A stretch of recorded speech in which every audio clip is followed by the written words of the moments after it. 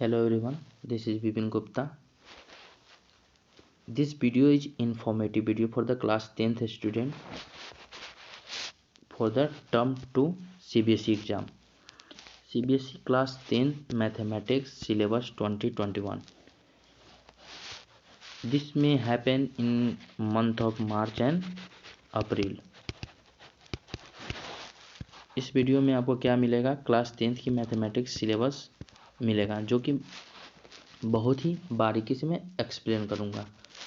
इसमें क्या क्या पढ़ना है आपको? अलजेब्रा 10 मार्क्स का पढ़ना है, ज्योमेट्री 9 मार्क्स का पढ़ना है, ट्रिग्नोमेट्री 7 मार्क्स का पढ़ना है, मेंसुरेशन 6 मार्क्स का पढ़ना है, प्रोबेबिलिटी एंड स्टैटिक्स 8 मार्क्स का पढ़ना है। टोटल आपको 40 मार्क्स का पढ़ना है एंड 10 मार्क्स है जो कि आपको स्कूल प्रोवाइड करवाएगी। इसके लिए आप निश्चिंत रहो, ये आपको मिलेगा। आपको मेहनत करने हैं 40 मार्क्स पे। 40 मार्क्स में क्या क्या इंक्लूड है? अलजेब्रा में आप देखो तो क्वाड्रेटिक इक्वेशन है। देखो इसका कुछ पार्ट है ना, अलजेब्रा का, ज्योमेट्री, ट्रिग्नोमेट्री, इसका कुछ पार्ट है ना, आप पहले पढ़ चुके हो। उसके बाद का पार्ट पे आपको फोकस करना है। तो मैं बता दूं कि आपको क्या क्या पढ़ना है। जैसे अलजेब्रा में आपको क्वाड्रेटिक इक्वेशन पढ़नी है। क्वाड्रेटिक इक्वेशन में क्या पढ़नी है? Standard form of quadratic equation ax square plus bx plus c equal to 0। इसका बेसिक फंक्शन पढ़ना है। Solution of quadratic equation only real root by factorisation and using quadratic formula, ये पढ़ना है आपको दूसरा नंबर पे। तीसरा नंबर relationship between discriminant and nature of root. वो जो डी होता है B square equal to 4a, वो वाला फार्मूला होता है D equal to B square minus 4ac। इस वाले फार्मूला में आपको पढ़ना है। Situation based problem equation related to day by day activities. हाँ, कुछ प्रॉब्लम रहेगा, कुछ सिचुएशन दे देगा आपको, और उसको आपको अपने से लैंग्वेज पढ़ के क्वाड्रेटिक इक्वेशन में बना के उसको आपको सॉल्व करना है। उसके बाद में सेकेंड नंबर पर है अर्थमेटिक प्रोग्रेशन AP। इसमें क्या है? Motivation for studying the arithmetic progression derivation of nth term and sum of first n term of AP and the application in solving daily life problem. वही है, आपसे TN SN ये सब पूछ लेगा, लेकिन इस बार क्या इन्होंने SN टर्म जो nth टर्म का समेशन है उन्होंने हटा दिया है।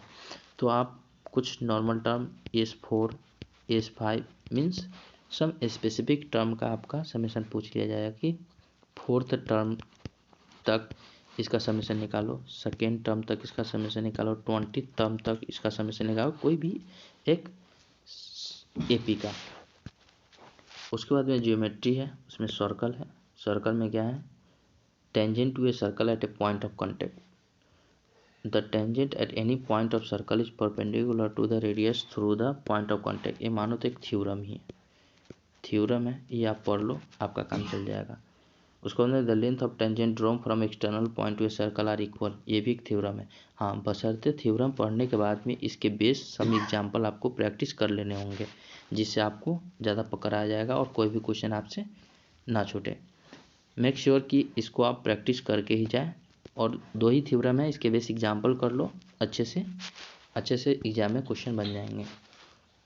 उसके बाद में कंस्ट्रक्शन है, division of A line segment in A given ratio internally. ये भी मानो तो एक स्टैंडर्ड बेस्ड प्रॉब्लम है। मानो तो जैसे कि कोविड के बाद में क्या है कि सारा चीज़ तो सिलेबस में है नहीं, स्टैंडर्ड प्रॉब्लम है।